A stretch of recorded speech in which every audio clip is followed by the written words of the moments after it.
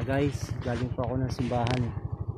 So ako po nagturo doon sa church. Ngayon po ay pauwi na. Ito po aking dinadaanan.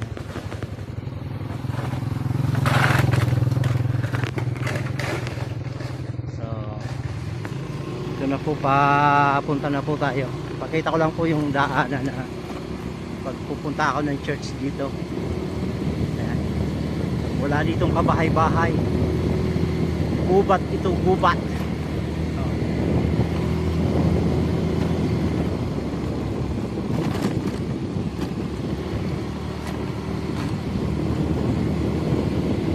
guys, nakita nyo na guys, daanan ko dito.